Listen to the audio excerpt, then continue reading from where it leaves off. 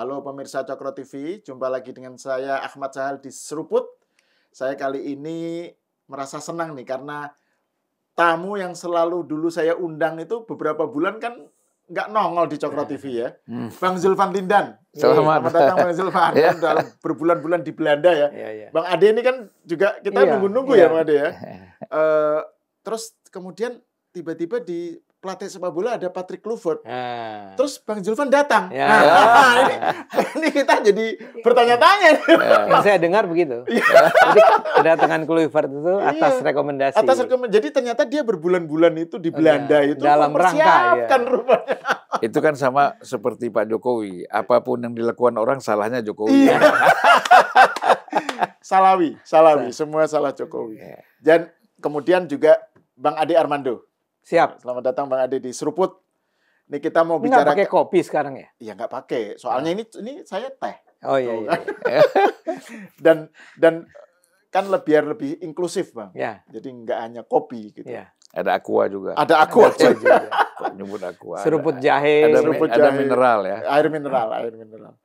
Nah ini kita mau bicarakan. Saya pengen membicarakan soal-soal yang lagi rame di medsos lah terkait politik ya. Iya. Pertama soal hari ini Bu Mega ulang tahun pas kita taping ini. Kemudian ada pemberitaan inilah spekulasi Pak Prabowo datang atau enggak terus Pak Dasko menyatakan selamat ulang tahun. Pak kelihatannya Pak Prabowo enggak datang karena akan ke India gitu.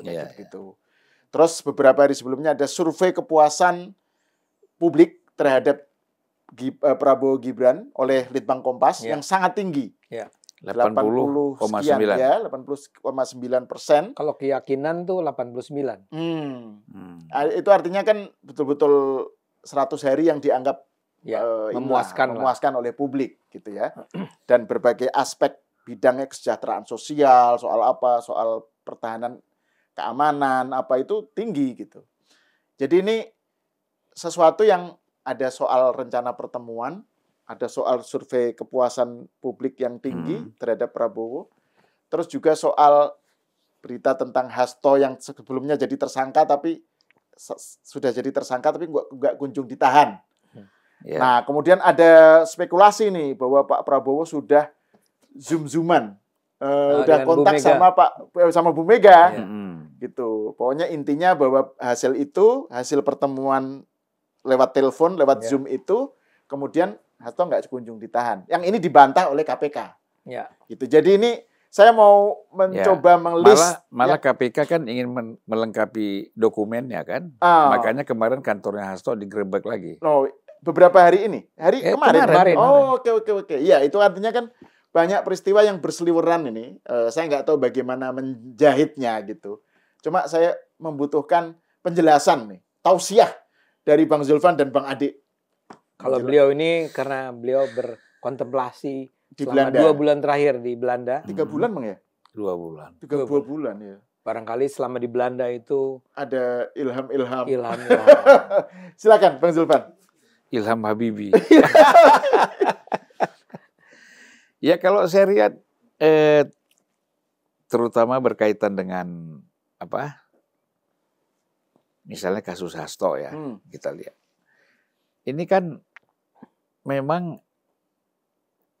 ngambang, ya, karena biasanya orang KPK itu kalau sudah jadi tersangka kan langsung ditahan, ya kan nanti ada masa tahanan kalau dia memang tidak terbukti bisa dilepaskan gitu. Nah, saya nggak tahu apakah misalnya ketika orang mengajukan pra peradilan, dia masih belum ditahan. Misalnya seperti Pak BG dulu kan. BG kan sempat tersangka KPK kan, nggak ditahan juga. Iya. Tapi dia menang di pra peradilan. Nah, tapi Tom Lembong langsung ditahan. Langsung ditahan. Terus ada pra peradilan, tapi tetap kan udah dalam kondisi ditahan. Dan ditolak. Iya, ditolak, betul. Pra peradilannya ditolak. Nah, mungkin kita nggak tahu ada pembicaraan apa antara hakim sama KPK kan. Mungkin mereka mempelajari ini memang tidak perlu ditahan karena ini memang lemah kan gitu. Tapi bisa jadi ada kepentingan politik. Ya, kalau kita bicara Hasto kan jelas lah bahwa dia sebagai sekjen partai pasti ada pengaruh politiknya di dalam keputusan-keputusan ini. Ya, apakah dia ditahan atau tidak? Seharusnya kalau sudah jadi tersangka itu memang harus ditahan gitu. Nah, makanya ini kan orang melihat sebenarnya ujian juga buat Prabowo sebagai presiden ya. Ini kan persoalan muka siapa yang dipermalukan. Oke. Ya kan? Tersangka tidak ditahan, kemudian kalah di pra-peradilan. Pasti KPK terpukul. Ya kan? Kalau kalah. Kalau kalah. Ini belum diputuskan ya? Pra-peradilan belum. Belum, orang masih ditunda kan. Nah, kemudian sebaliknya, kalau misalnya Hasto ini kalah dan ditahan, pasti Ibu Mega dan PDIP yang terkena gitu, terpukul. Nah, jadi ini sebenarnya pertaruhan semua nih. Satu sisi kan orang tidak bisa memisahkan antara KPK dengan presiden. Ya kan? Jadi kalau misalnya ternyata satu tidak ditahan, kemudian pra-peradilannya ada permainan apa kita nggak tahu nanti misalnya, mana tahu kan? Ya. Mudah-mudahan tidak. Nah, ini wajah presiden juga terpukul, tercoreng. Nah, ini oleh karena itu di sini ini kan harus hati-hati. Kita ini mementingkan politik taktis atau politik strategis. Kan? Artinya kalau taktis bisa saja menyelamatkan Hasto dan PDIP supaya tidak ada riuh, tetapi strategis ini bahaya. Apa bahayanya? Karena ini menjadi presiden. Kenapa dulu si A begini, dia begini, kenapa kalau saya begini? Artinya kan yang lalu-lalu kita lihat sekjen partai seperti Idrus Marham, sekjen Golkar langsung ditahan kan. Novanto langsung ditahan, semua ditahan. Ketua umum Golkar loh. Iya kan? Nah, kenapa ini tertunda gitu loh. Nah, jangan sampai ini menjadi presiden buruk pada masa yang akan datang. Tokoh-tokoh partai yang melakukan korupsi nanti bisa minta perlindungan. Mereka akan bilang loh, kok dibedakan antara kami dengan PDIP. Nah, ini yang bahayanya secara strategis ke depan ya, baik hukum dan politik itu menurut saya. Nah, oleh karena itu memang harus hati-hati. Kita mengharapkan tidak ada deal lah. Ya, jangan ada deal persoalan ini. Kalau memang salah tersangka ya tahan aja. Oh, resiko mau oposisi silakan, itu resiko politik kok. Jangan kita mengharapkan. Jadi politik akomodasi itu kan jangan sampai merusak sendi-sendi hukum di negara kita. Ya kan? Memang politik itu seni, tapi seni itu jangan sampai merusak hukum. Ada juga yang ini Bang, terkait dengan soal kenapa Hasto nggak ditahan itu, ada yang, ini para pendukung Hasto ya, atau pendukung PDIP lah yang menyatakan bahwa mereka kan udah mengancam atau bluffing lah ya, menggertak dengan ada video-video itu loh, dokumen-dokumen yang katanya disimpan oleh Rusia di Rusia apa gitu. Jadi itu menunjuk bahwa Hasto itu tidak ditahan. Itu menunjukkan bahwa sebenarnya pemerintah dan KPK itu lemah sebenarnya gitu loh. Jadi ini kriminalisasi gitu. Karena dan mereka takut dengan video-video ini gitu loh. Mereka itu maksudnya pemerintah dan KPK itu takut kalau ditahan ini keluar gitu. Saya kira tipenya Hasto itu nggak begitu mainnya. Dia kalau ada bahan pasti dia lempar. Tipenya kan selalu begitu. Jadi yang ini apa? Ini bohong. Kita minta buktinya lah. Keluarkan aja kalau ada. Iya kan? Masa mungkin dia bikin video tapi isi videonya dia nangis. Atau mungkin video seperti film yang dibuat dulu Dirty Dirty vote. Ya. Itu kan bisa dibuat. Ya kan? Gitu. Yang udah nonton katanya Mas Guntur Romli. Iya. Oh ya. Ini kan dia mengaku di televisi. Di podcast saya udah nonton. Ada diskusi dialog di TV ya dengan Bang Ade ya. Iya. Jadi sudah nonton apa gitu. Bang Ade gimana jelasinnya? Komentar Bang Ade gimana? Ya kalau yang mana yang kaitan dengan si bukti? Iya, terus juga soal pertemuan Megawati dan Prabowo. Tapi pertama saya harus bukan minta clearance, tapi sepengetahuan saya orang yang tersangka tuh tidak harus ditahan sih. Orang menjadi ditahan kalau ada alasan misalnya terkait dengan bahaya dia untuk meninggalkan Indonesia misalnya, atau dia melarikan diri, atau dikhawatirkan kalau dia dilepas dia akan menghilangkan bukti-bukti, alat-alat bukti. Tapi kan kalau sekarang misalnya KPK bilang enggak, alat buktinya udah cukup kita peroleh, udah nggak perlu lagi. Ya tapi buktinya KPK masih cari kemarin geledah kantor Hasto. Ya kali tambahan kali. Nggak, saya sih termasuk yang menduga. Saya termasuk yang menduga bahwa mereka sudah menemukan cukup bukti untuk memperkarakan Hasto. Ya, jadi kamu mau lari aja. Tapi yang pasti kita udah punya bukti-buktinya ini. Dalam dugaan saya tidak ingin mengatakan bahwa memang demikianlah adanya. Artinya bisa saja sebenarnya apa yang tadi dikhawatirkan bahwa ada tekanan-tekanan dari PDIP yang menyebabkan akhirnya KPK memutuskan ya udah mendingan nggak ditahan lah. Tapi saya karena saya pernah jadi tersangka. Ya, nggak ditahan. Walaupun kemudian keluar SP3 dari Kapolri. Tapi setelah saya nggak ditahan. Artinya bisa aja kok orang tersangka tapi nggak ditahan. Karena dianggap aman lah orang ini. Dia tidak akan membahayakan proses penyidikan atau penyelidikannya. Tapi kedua adalah terkait sama kalau yang soal tadi Guntur Romli dan seterusnya. Ketika itu saya memang menyatakan secara tegas kepada teman-teman PDIP, kalian ngapain nyimpen bukti itu di sana? Ya, kalau emang ada bukti, ungkapkan. Kayak sekarang apa yang kalian harus khawatirkan? Memang di Indonesia pernah ada bukti tuh. Misalnya PDIP mengungkapkan bukti, kemudian PDIP-nya diserang, diancam, diculik misalnya atau apa, kan nggak pernah ada. Jadi kalau emang kalian punya bukti tentang busuknya pemerintahan Pak Jokowi misalnya, ungkapkan aja. Saya sebagai pendukung Jokowi juga akan merasa bahwa itu penting. Kalau emang Pak Jokowi itu korup, ya ungkapkan mana buktinya. Makanya menurut saya ketika itu, Mas Ahal, ketika OCCRP menyatakan, mengeluarkan pengumuman tentang pemimpin korup itu, saya ketika itu semangatnya adalah ya udah kalau memang OCCRP punya bukti bahwa Pak Jokowi itu korup, ya kita akan terima, ya dengan sedih, dengan nelangsa kita akan terima. Ya memang barangkali Pak Jokowi ternyata selama ini tidak sebaik seperti yang kita duga kan.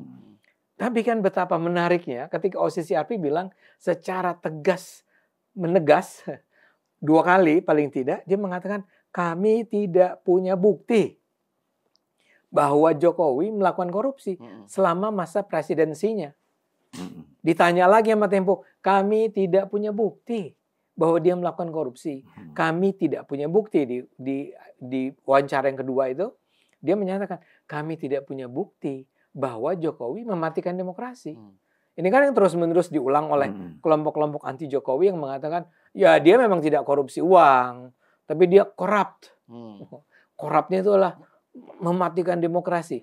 Si OCCRP bilang, tidak ada buktinya. Ya kalau Anda masih juga ingin mengatakan bahwa Jokowi itu korup, ya silahkan Anda provide us with empirical evidences. Kita jangan pernah lupa ini lembaga reporting investigatif yang terbesar, salah satu yang terbesar lah, kalau bukan dikatakan terbesar di dunia. Dan si lembaga terbesar ini, yang investigasi itu top itu, bilang we have no evidence. Ya. Nah sekarang kembali ke soal rencana ketemuan ini. Saya sih merasa bahwa memang biar bagaimanapun pemerintah Prabowo merasa harus berhati-hati.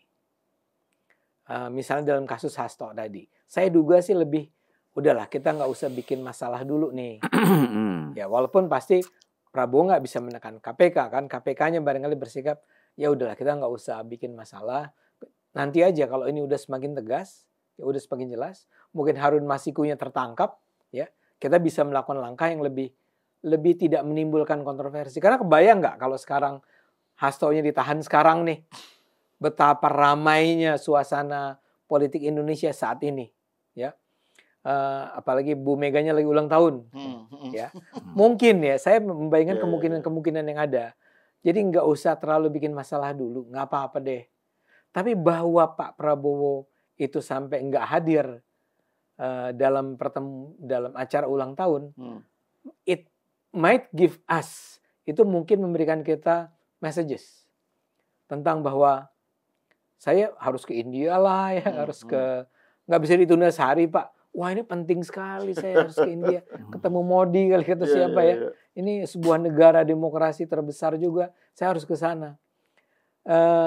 Menurut saya itu kembali menunjukkan bahwa Bu Mega, PDIP, kalian itu memang harus lebih humble. Mintanya tuh minta yang sungguh-sungguh dong. Kami dong yang harusnya kan Bu Mega bersama Hasto, kalau emang mereka berharap mendapat uluran tangan dari Pak Prabowo, datanglah ke istana, datanglah ke Kertanegara. Jangan semua diambangkan katanya ada Zoom gitu ya. Kan buat kita yang orang luar, kenapa harus ada Zoom? Udah gitu ada berita itu Bang dari Pak Muzani, bahwa dia ketemu Bu Mega beberapa waktu lalu, terus kemudian Bu Mega nitip obat apa urut. Nah, ngasih obat urut ke Pak Prabowo katanya gitu. Itu dahsyat sekali kan ceritanya. Apa maksudnya? Kenapa harus nitip obat urut? Emang sesakti apa obat urut itu kan? Dan menyinggung-nyinggung tentang, ingat gak pidatonya Bu Mega yang di apa itu acara apa sih yang awal tahun? Apa tuh ya? Yang ada pidatonya tuh Bu Mega. Dia kan juga tidak secara tegas mengatakan saya ingin ketemu dengan Pak Prabowo. Kalimat dia tuh kira-kira begini. Ya banyak orang ngomong bahwa kita sebaiknya bertemu. Ya saya juga dulu bikin nasi goreng gitu. Kenapa nggak lebih tegas saja? Iya emang. PDIP berharap kita bisa datang bertemu dengan Pak Prabowo dan membicarakan masalah-masalah negara ini. Tanpa harus terlihat seperti sebuah pihak yang inferior ya atau yang subordinat kan. Tapi nyatakanlah bahwa kami dengan sangat sangat secara tulus kami ingin bertemu dengan Pak Prabowo. Ya, ngomongin apa ya urusan lain. Tapi kesombongan itu yang menurut saya masih terus menghambat PDIP sehingga mereka tidak ingin kelihatan terlalu seperti mengharap. Dia kayak nunggu dipanggil. Atau mereka yang selalu dibutuhkan. Mereka yang dibutuhkan. Yang membutuhkan tuh Pak Prabowo.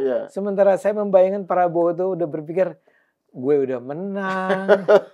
Sekarang hasil Litbang Kompas gue 80%, 90%. Kenapa gue dong? Kenapa saya dong yang harus ke sana? Kalian lah yang expect. Kalian lah yang membutuhkan. Kalian yang butuh bantuan saya. Tapi gini Bang, kalau di luar soal tadi itu ya, soal sikap PDIP atau Bu Mega, terus kemudian yang terjadi sekarang apakah bertemu atau enggak, kan ada narasi yang berkembang bahwa kenapa pertemuan ini menjadi wacana yang begitu diramaikan di media, itu karena asumsinya kalau sudah pertemuan Bu Mega ketemu Pak Prabowo dimanapun, itu artinya hubungan Prabowo dengan Jokowi itu sudah renggang gitu. Jadi ini kan kombinasi antara ilusi atau harapan atau mimpi kaum penyerang penyerang Jokowi yang anti Jokowi itu, untuk bahwa ini ketemu itu menyimbolkan Prabowo sudah nggak nyaman dengan Jokowi sehingga dia butuh aliansi baru gitu. Dan ini kan juga kita lihat ya, misalnya semua hal kan selalu dikaitkan dengan Pak Jokowi kan, isu-isu yang berseliweran dalam kaitannya dengan dengan yang terjadi di politik negeri ini selalu dikaitkan dengan Pak Jokowi, termasuk soal pagar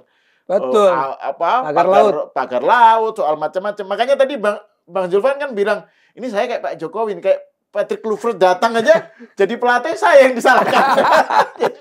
Jadi ada faktor Jokowi. Ini makanya tadi saya menyebut soal survei Kompas yang kalau Litbang Kompas publik menyebutkan kepuasan 80 sekian %, itu kan artinya mereka mengasih dukungan terhadap pasangan yang betul-betul menyimpulkan keberlanjutan kan, Prabowo Gibran. Ini kan bukan Prabowo saja, ada Gibrannya. Dan publik masih puas gitu, mayoritas gitu. Tapi gini, karena Anda sudah menyebut itu, bahkan saya menyebut sebuah fakta lain nih yang menunjukkan bahwa mereka itu kubu anti Jokowi ini seperti menunggu terus ya. Menunggu di sana tuh apalagi nih berita hari ini, apalagi nih berita hari ini.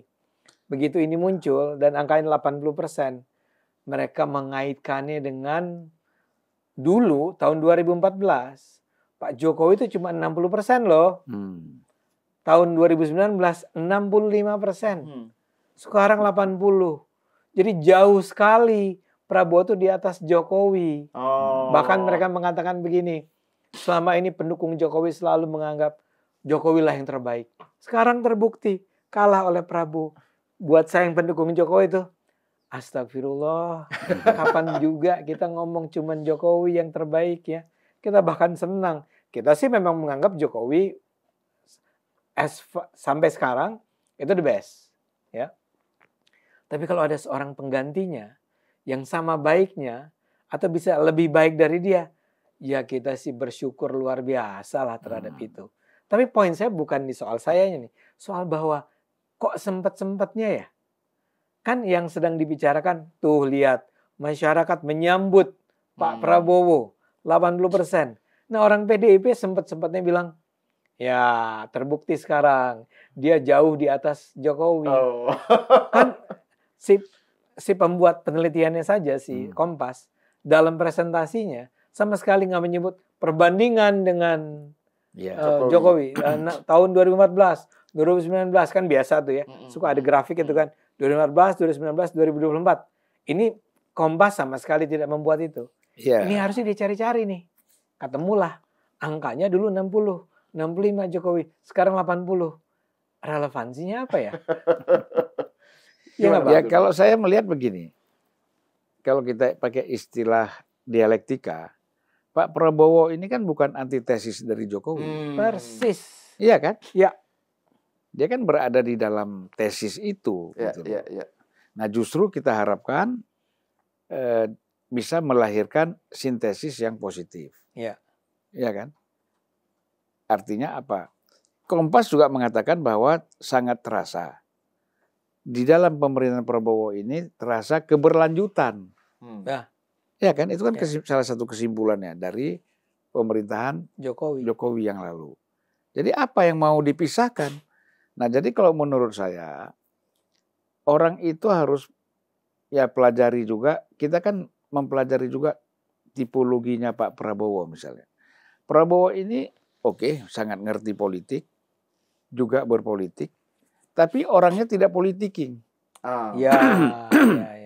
Ya kan? Sehingga kalau orang politiking kan ada urusan apa sama Jokowi? Saya kan sekarang presiden. Ada urusan lah. Saya jalan aja. Ya kan? Bahkan dengan Megawati, PDIP misalnya, ngapain saya tenggang rasa?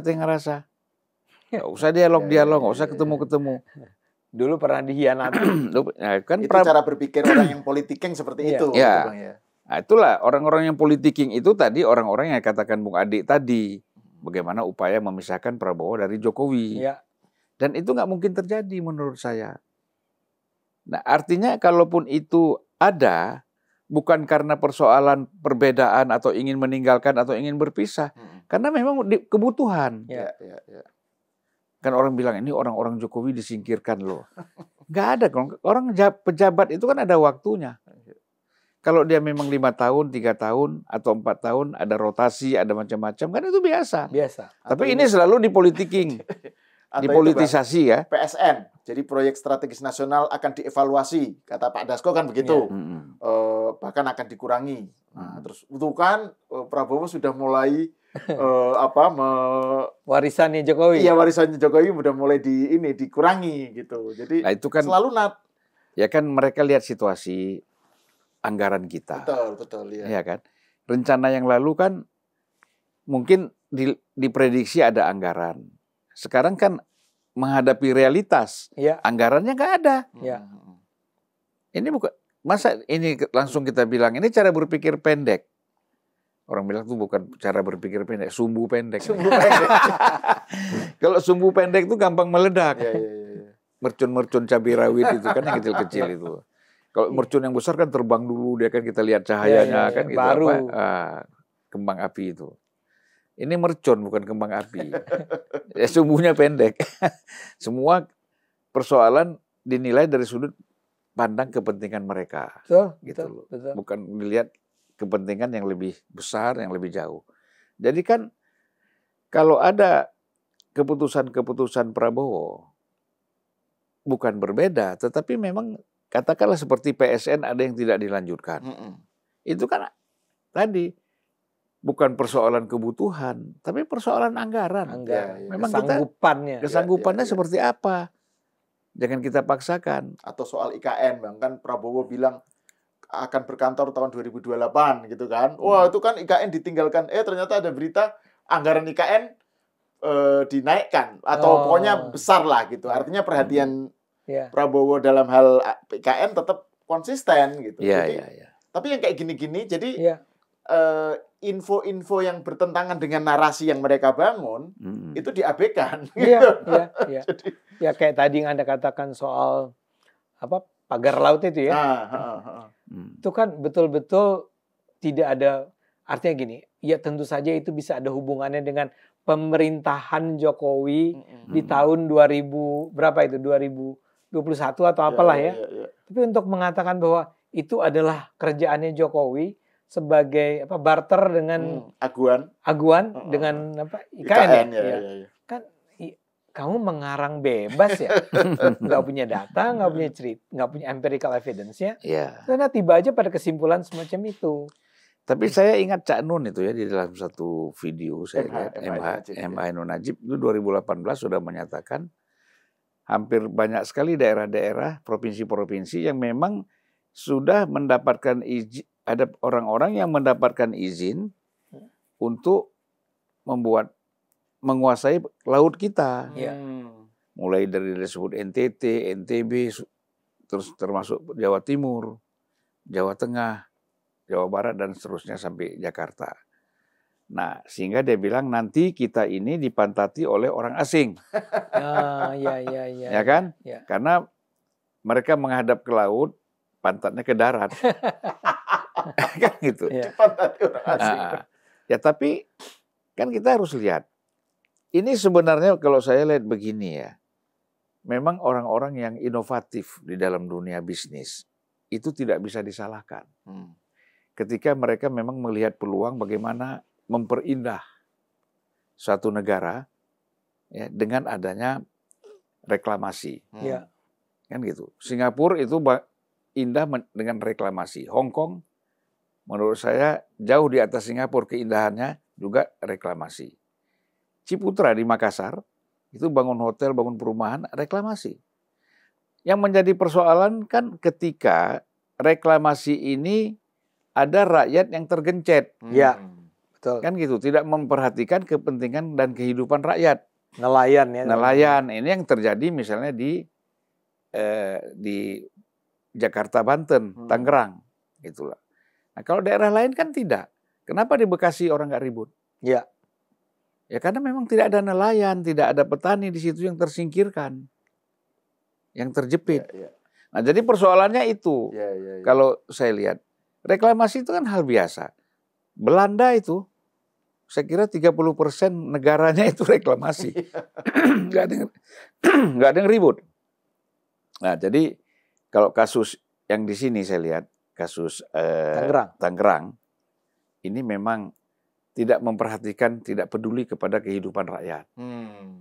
Ya, baik petani ataupun nelayan. Dan memang proses hukumnya atau proses legalitasnya itu bermasalah. Misalnya saja sekarang diketahui bahwa ada apa HGB ya? Yang dikatakan oleh, saya lupa siapa yang menyebut ini, yang nggak masuk di akal, dia bilang kalau itu masih laut, itu kenapa ada HGB-nya? Ini pasti reklamasi. Jadi sebetulnya logika dari Bang Zul tadi kan udah benar. Ya kalau Anda mau bikin reklamasi, bikinlah reklamasi dengan cara yang legalistik gitu ya. Dan tidak merugikan para nelayan. Yang jadi masalah ini adalah bahwa ini seperti pemerintahnya kaget. Loh ada pembangunan pagar laut. Oh ada HGB-nya ya. Oh ada SHM-nya. Itu kan memang ada sesuatu yang salah di situ. Dan mungkinkah itu terjadi di era Pak Jokowi? Ya mungkin. Tapi kenapa Anda langsung bilang, nah ini Jokowi lagi nih. Karena dia lagi. Jadi jumping to the conclusion itu jumping to the conclusion itu. Bahwa Jokowi lah mastermind di belakang ini semua. Gitu ya. Itu yang menjadi masalah ya. Dan sekarang ya saya senang lah sama Pak Prabowo tuh. Walaupun sangat cepat kan dia bilang, bongkar aja gitu kan. Ya dibongkar beneran. Dan semula dianggap bahwa mereka tidak akan berani melakukannya karena ini dimiliki oleh pengusaha-pengusaha besar, aguan atau macam-macam. Ternyata enggak, dihajar juga kan. Dan saya senang itu konten video di Unpacking Indonesia itu judulnya itu apa ya judulnya? Adi dengan Bang Zulfan dengan Adi Prayitno ya. Adi Prayitno. Pokoknya bahwa TNI AL tegak lurus. Dengan ya, Prabowo gitu ya Bang ya. Ya kan mereka yang membongkar akhirnya kan. Mereka yang turun tangan. Menurut saya itu harus dilihat sebagai hal yang biasa-biasa saja dan penting, dan kita harus hormati dan kita harus support sepenuhnya apa yang dilakukan oleh pemerintahan sekarang kan. Oleh Pak Nusron ya. Nusron Wahid kan yang mengatakan ATR kan. HGB-nya dinyatakan batal, itu nggak legal dan seterusnya. Sekarang kenapa harus selalu dikaitkan dalam pertarungan antara Prabowo Jokowi? Prabowo itu membongkar apa yang dilakukan Jokowi di masa lalu. Come on. Emangnya Jokowi juga saya yakin nggak tahu itu. Iyalah. Dan kalau menurut pengacaranya si Aguan kan, itu kan mengatakan mereka dapat izin dari KKP. Iya. Iya kan? Nah, apakah KKP meminta izin kepada presiden? Kan enggak. Dia jalan sendiri aja. Menteri apa tuh? Kemaritiman. Kelautan. Ya, perikanan. Oke. Ya, siapa si Trenggono kan? Pak Trenggono. Belum tentu dia minta kasih tahu sama Pak Jokowi bahwa ada izin ini.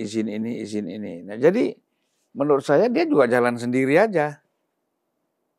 Dan itu sangat mungkin gitu ya. Jadi maksud saya ini kan cara berpikir yang selalu dikerucutkan kepada Jokowi gitu sebagai biang keroknya gitu. Itu kan sebenarnya kemudian menjadi cara berpikir yang malas ya. Jadi maksudnya semuanya dilarikan ke sana gitu. Kayak teori konspirasi gitu loh Bang.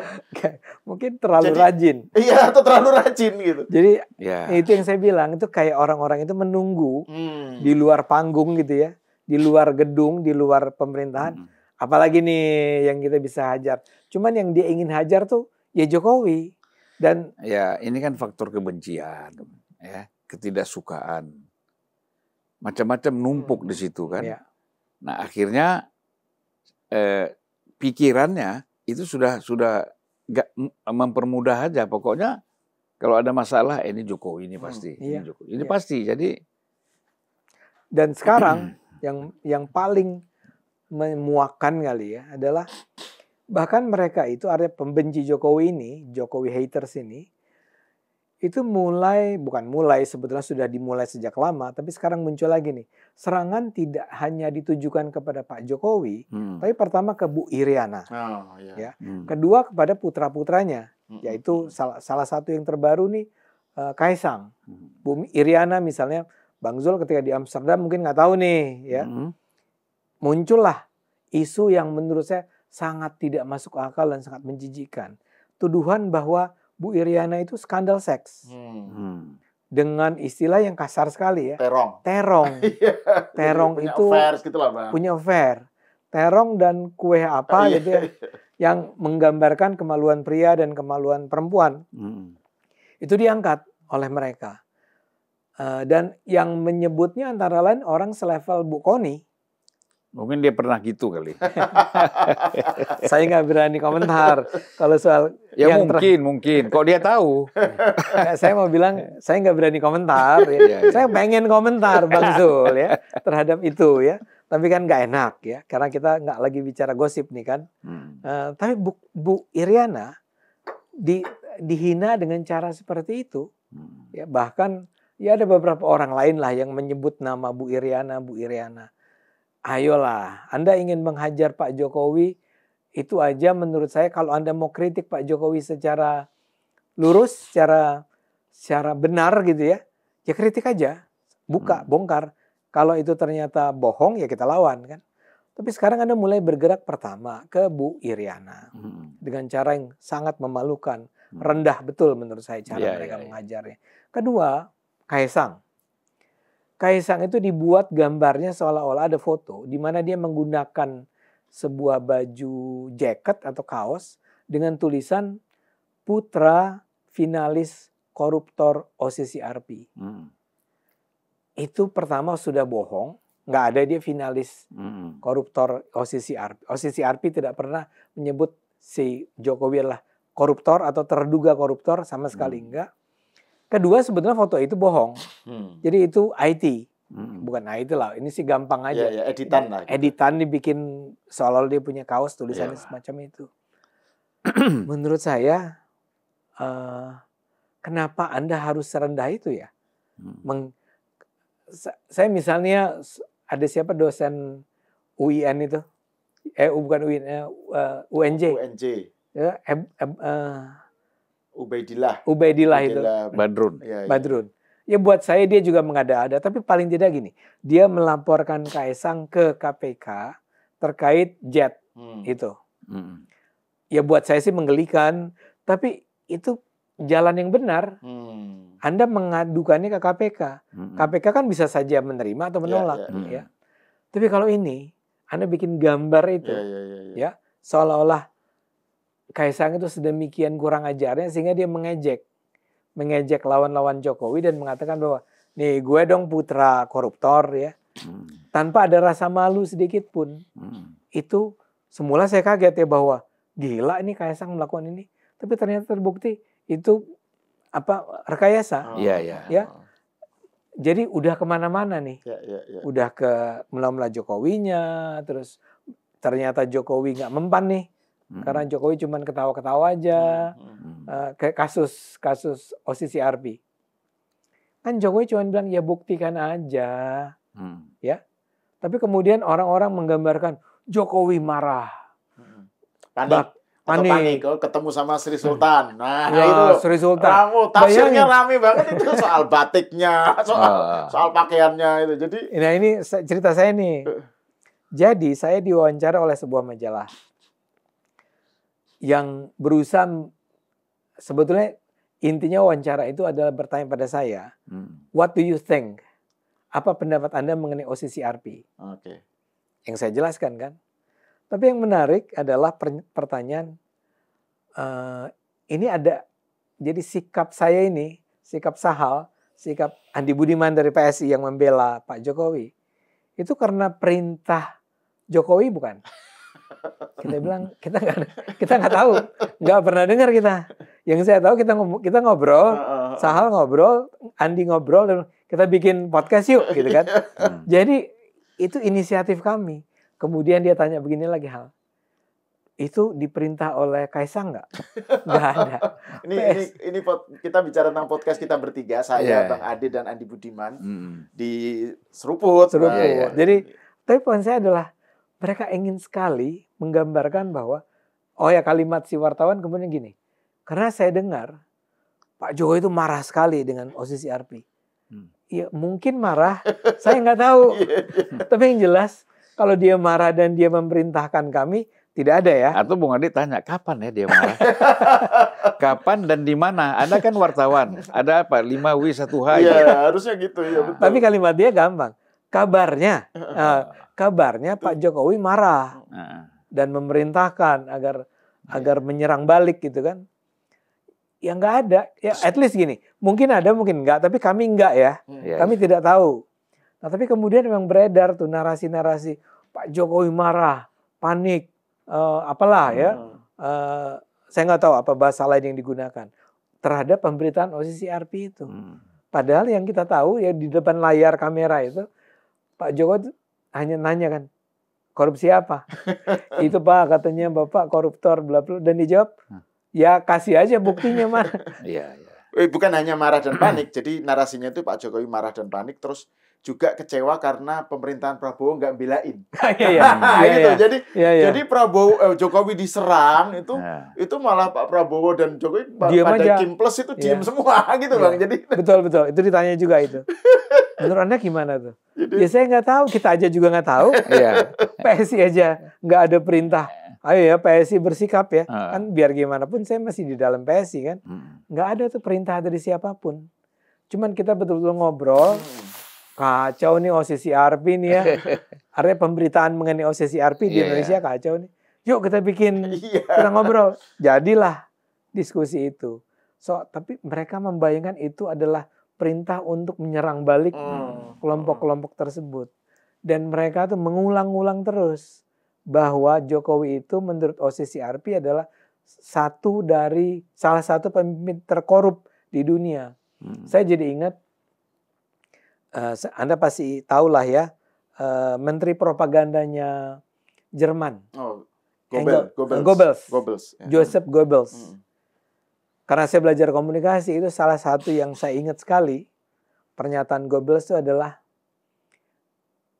kebohongan itu kalau cuma sekali akan diterima sebagai kebohongan. Tapi kalau kebohongan Anda sampaikan berulang-ulang, itu akan diterima sebagai kebenaran. Saya rasa itu yang sedang mereka lakukan.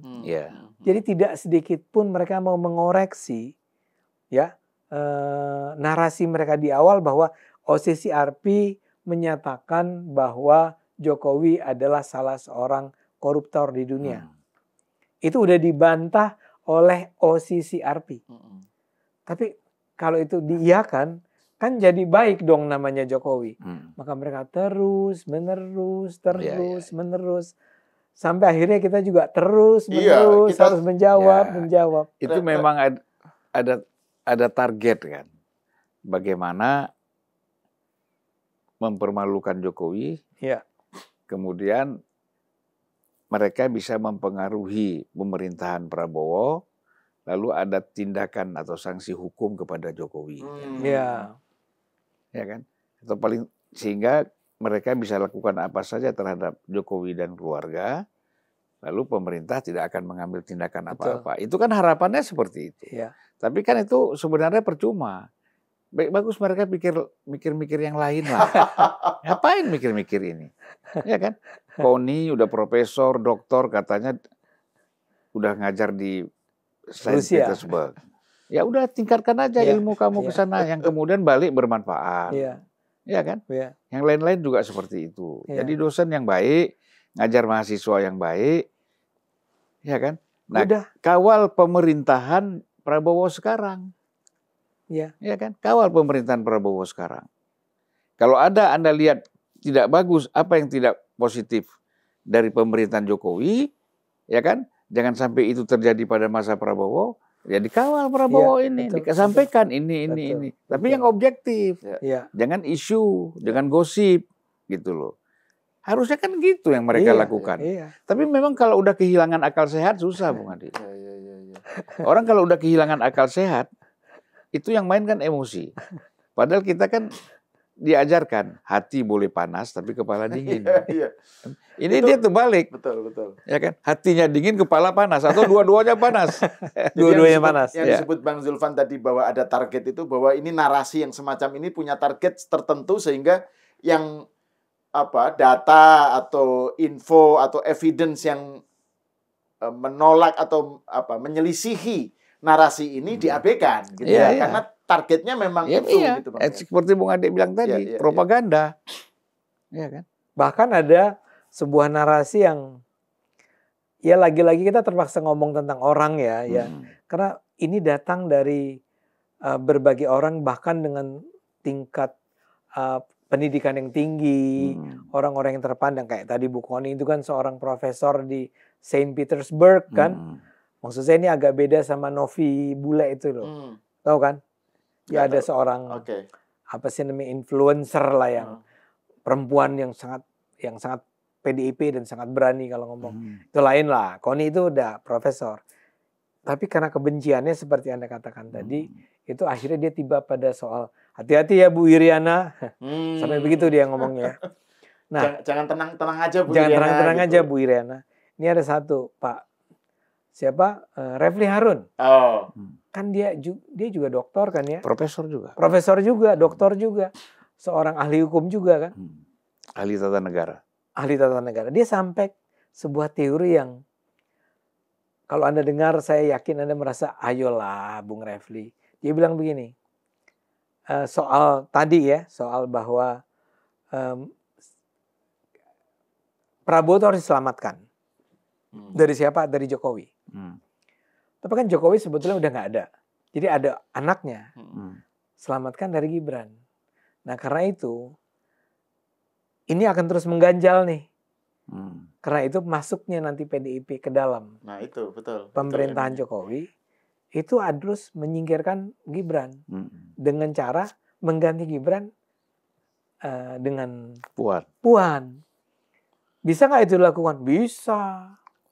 Bisa sekali kalau seluruh partai politik di parlemen. Bisa kalau Prabowo cara berpikirnya seperti kamu. Prabowo kan tidak seperti itu. Gitu. Ya itu. Jadi kan dia nggak tahan nih Bang Zul kan. Dia udah nggak terima betapa bodohnya logika ini kan. Akhirnya keluar kalimat itu. Karena saya merasa bahwa I respect this guy sebetulnya. Tapi Anda jangan berusaha paksakan logika itu dengan cara serendah itu dong. Bahwa semua partai bersepakat untuk menurunkan Gibran atas dasar apa? Dia bilang fufu fafa. Itu kembali lagi. Sebenarnya dari segi topik atau isu ya itu sebenarnya nggak begitu jauh beranjak loh, Bang Zulfan. Beberapa bulan, 2 bulan ke Belanda, balik lagi masih sama. Cuma dengan kemasan lain. Iya, gitu. Dan itu yang bikin kita jengkel sebagai orang yang selalu bikin podcast. Kita harus mengulang-ulang tema yang sama gitu loh, Bang. Jadi kita harus ngomongin ini terus gitu. Karena memang serangannya temanya ini aja gitu. Betul. Udah dibantah dengan berbagai argumen pun ya nggak jauh beranjak dari itu. Mukanya itu nggak berubah, itu dingin gitu. Misalnya kayak tadi yang disebut Bang Ade itu ya. Itu kan sebenarnya sudah lama kan narasi bahwa Jokowi disingkir, narasi bahwa mereka tujuannya mulia yaitu menyelamatkan Prabowo dari beban Jokowi ini. Jadi Jokowi dan legasinya itu adalah beban. Soal Gibran, IKN, macam-macam itu adalah beban buat Prabowo. Jadi Prabowo harus diselamatkan dengan cara beban ini disingkirkan. Terus PDIP masuk. Makanya kemudian orang yang para hatersnya Jokowi ini kemudian kan masih berharap dengan pertemuan. Nah, kita kembali ke soal isu pertemuan Bu Mega dan Prabowo gitu. Karena arahnya demi Prabowo gitu loh, tujuannya begitu ininya itu. Jangan-jangan tujuannya justru ingin menyingkirkan Prabowo juga. Betul. Iya kan? Pintu masuknya lewat Gibran. Tapi kan ini yang saya lupa. Was this Koni kayaknya. Bu Koni, antara kan bilang begini. Jadi Prabowo itu cuma akan memerintah selama 2 tahun. Oh iya, itu Koni ya, itu agar kemudian memberi jalan buat Gibran. Maksud saya itu datang dari mana teori itu? Bahwa memang di kepala Prabowo tuh. Ini menurut saya bukan pembodohan masyarakat, memang dianya bodoh. Tapi dia kan profesor. Ya, kalau profesor kalau enggak, ini kan gini, Bung Ade. Orang kan tidak hanya melihat gelar, orang kan intelektualitas, ya kan? Itu kan pikiran. Tapi harus diimbangi juga dengan jiwa yang bersih, gitu loh. Supaya yang lahirnya tuh cerdas. Kalau itu iya. Ya kan? Ya. Supaya apa yang dia lahirkan dari omongan dia, pikiran dia tuh hasil kecerdasan. Ya. Bukan kebodohan. Ya. Nah, ini yang bahaya, dia nggak sadar. Emosinya terus tinggi, dia bermain dengan emosi, kebencian, yang lahirkan kebodohan. Betul. Atau Ini ceritanya mau melihat dari kemungkinan lain. Dia tahu itu bohong. Ya. Kan tapi tadi teorinya emang bohong itu harus terus diulang-ulang. Ya. Yang ngomong seorang profesor. Mungkin ya dia berharap masyarakat umum nih termakan mendengar penjelasannya. Dia kan bukan seperti Anda atau seperti kita nih yang akan sangat kritis menelaah setiap argumen kan. Oh jadi begitu. Nih saya membayangkan rakyatnya. Kata Bu Kony yang profesor itu. Dia itu profesor loh. Di Rusia loh. Bahkan dosen tamu di situ kan. Bayangkan dia bilang itu sebetulnya ini semua didesain. Dan orang-orang Indonesia yang sama teori konspirasi itu kan seringkali suka takjub terkesima gitu kan. Jadi dia tahu itu bohong. Dia sengaja sampaikan kebohongan itu. Tapi lengkap puzzle-nya. Tadi Anda bilang. Di soal Di soal dulu konstitusi. Kan pelanggaran konstitusi itu apa? Bahwa naiknya Gibran tuh karena konstitusi dilanggar. Nggak ada yang dilanggar, wong itu keputusan Mahkamah Konstitusi kan. Tapi itu diulang-ulang ya. Pak Jokowi itu IKN, Pak Jokowi itu pagar laut, Gibran itu bla bla bla. Sehingga semua lengkap. Ini memang Jokowi, Gibran, Kaisang, Bu Iriana, Bobi, dan semua teman-teman termasuk Anda nih atau saya. Padahal saya ketemu aja belum pernah. Jadi kalau saya lihat begini, ini tipe-tipe orang yang tidak mau bekerja keras, tapi hanya modal ngomong. Iya. Artinya dia ingin mencapai sesuatu di dalam politik, kekuasaan lah katakan, dengan cara mau mudah bikin isu, bikin fitnah, bikin intrik, bikin macam-macam. Kalau mereka itu orang sehat, saya ingin mencapai kekuasaan dalam dunia politik, ya saya harus bikin partai. Saya harus kerja, ya kan? Kemudian saya membangun, kan ini tipe-tipe orang yang nggak mau seperti itu, modalnya corong aja, gitu. Kalau kita kan ingin, saya mau jadi presiden kayak Prabowo misalnya, saya mau jadi presiden, bikin partai, ya kan? Bikin partai. Ya Megawati juga kita hormati juga kan? Tapi kan dia bukan bikin partai, rebut partai ya. Nah, kembali ke soal Bu Mega dan ini mungkin poin terakhir.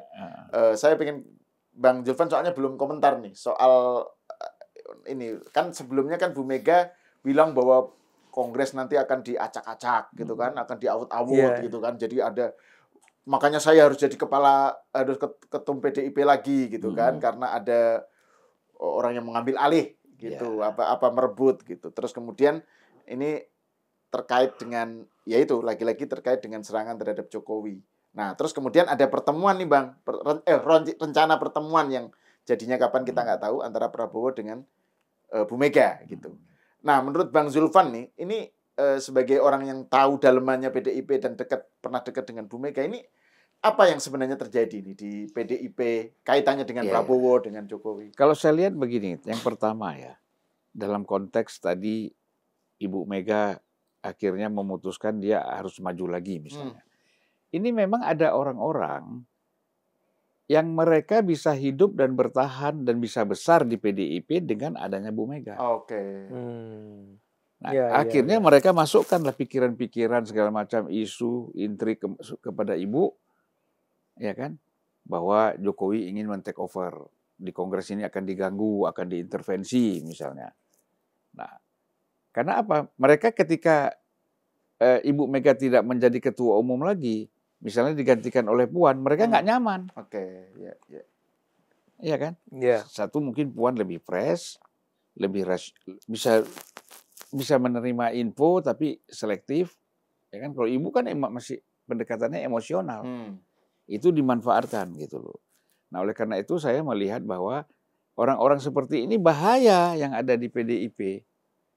Jadi memanfaatkan satu, ya kita tidak mengatakan semua orang berusia sudah lanjut itu emosional. Tetapi kan ada orang-orang tertentu memang emosional dan emosinya itu dipakai. Ya kan? Misalnya satu contoh. Saya tanya kepada salah satu orang inti lah di PDIP. Kok bisa Ibu itu sudah survei Prabowo sudah 50%. ya kan, Ganjar itu paling bawah, lebih bawah dari Anies, masih bisa pidato bahwa Ganjar akan menang 1 putaran. Ya kan? Ya berarti kan ada masukan yang salah ke ibu nih. Iya. Ya kan? Ya. Kan salah yang dia kasih input. Ya. Dan satu hal memang Ibu Mega tidak suka membaca. Tidak suka nonton berita. Dia paling suka menerima input dari timnya atau orang yang terdekatnya. Itulah yang dia percaya. Betul. Ya kan? Nah, orang-orang ini tahu kelemahan ini, dimanfaatkan gitu loh. Ya kan? Nah, jadi upaya-upaya mereka juga ingin menggiring supaya cepat Ibu Mega ketemu dengan Prabowo ini, itu untuk menjaga kepentingan itu gitu loh. Sekedar kasih tambah contoh dari apa yang disampaikan oleh Bang Zul adalah, bayangkan di pidato terakhirnya Bu Mega itu yang bulan Januari kan, artinya dia masih bilang bahwa itu kok Ganjar cuma 16%. Ini kan nggak mungkin, dia bilang. Ini kan pasti dilicikin.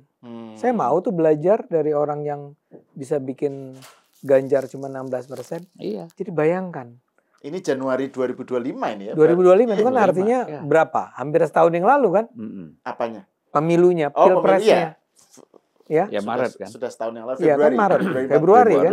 2014 ya. Ini sekarang Januari. Dia masih juga bilang bahwa saya heran tuh kok orang si jagoan kita nih, jadi kayak PDIP itu cuma dapat 16%.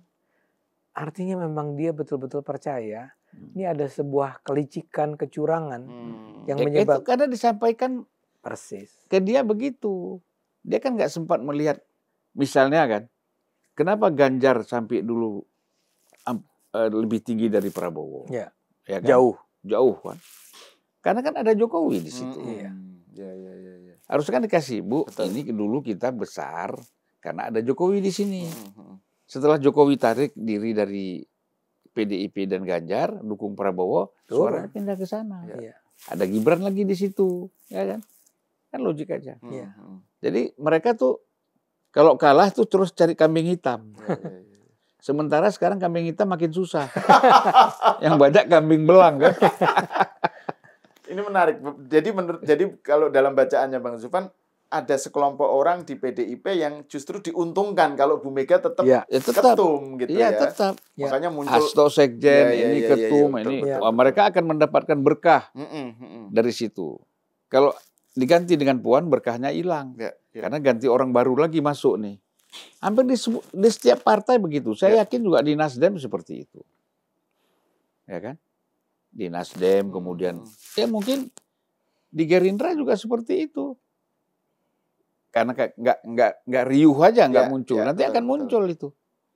Ya, tapi mungkin kalau misalnya taruhlah sekarang Gerindra, ya Pak Prabowo-nya tidak hanya mengandalkan orang-orang di sekitarnya barangkali. Ya. Dia sendiri punya, misalnya teman ngobrolnya ada Jokowi, ada banyak orang di luar sana yang kasih masukan. Saya duga emang iya, masalah Bu Mega tuh terlalu mengandalkan orang-orang bisikan orang-orang terdekat ini. Ya, dia bukan, saya kan rasakan itu. Bagaimana kadang-kadang dia lebih percaya sama bisikan kita kan. Untung kita bukan pembohong. Ini buat penonton, Bang Zul bisa ngomong begini karena dia mantan. Iya. Orang dekatnya Bu Mega dulu. Iya. Yang selalu menemani Pak Taufik Kemas. Nemenin ngobrol siang, makan sarapan Bang ya. Kalau saya hampir tiap Jumat itu makan siang bersama Bu Mega, nasi Padang, bungkus. Cerita-cerita di situ kan. Jadi saya tahu memang Ibu ini kalau orang yang sudah dia percaya memberikan masukan input kepada dia percaya betul. Gitu. Nah, kalau orang yang dia percaya ini berbohong, ini yang bahaya. Gitu loh. Ini yang bahaya. Sehingga dia bisa salah langkah dalam mengambil keputusan. Iya. Kan ada gitu. Orang baik, orang seperti ini dimanfaatkan oleh orang yang jahat. Makanya Nabi Muhammad mengatakan bahuku ini dibebani oleh 2 jenis manusia. Satu jenis manusia itu intelektual, hebat, pinter, ya kan? tapi munafik. Rajin ibadah segala macam, pergi haji bolak-balik, umroh bolak-balik, tapi munafik. Kan? Tapi munafik. Itu beban. Satu lagi adalah orang yang bodoh, jahil istilahnya. Ya kan? Orang yang bodoh ini selalu dimanfaatkan oleh orang yang munafik ini tadi. Iya. Ya kan? Orang yang bodoh ini kan melihat pokoknya jidatnya hitam. Iya. Pokoknya dia pulang pergi haji. Ya kan? Pokoknya dia ini baca Qur'annya bagus. Tapi kan hipokrit. Ya. Tapi orang ini karena bodoh nggak lihat hipokritnya. Pokoknya orang ini simbol-simbol formalitas bagus, sudah ikutin aja. Suruh demo, suruh apa, ikut. Itu problem kita sekarang. Iya. Ini bagian akhir ini, bagian pernyataan Bang Zulfan yang akhir ini, nanti bisa saya potong untuk hikmah Ramadan. Jadi sudah punya bahan nih. Cokro udah punya bahan nih. Dipotong untuk... di pundak saya ada 2 jenis manusia. Iya, itu Nabi Muhammad. Betul. Itu udah cukup itu Bang untuk. Sering-sering aja ngomong begini. Kita dapat 1 bulan. 1 bulan. Iya. Oke, ini sebagai yang terakhir, mungkin Bang Ade ada komentar tentang isu ini atau sudah cukup? Udah cukup. Bang Ade, oke. Bang Zulfan, oke. Pemirsa, terima kasih Bang Zulfan dan Bang Ade. Terima kasih atas diskusinya. Pemirsa, sampai di sini dulu. Kita berjumpa lagi di episode selanjutnya.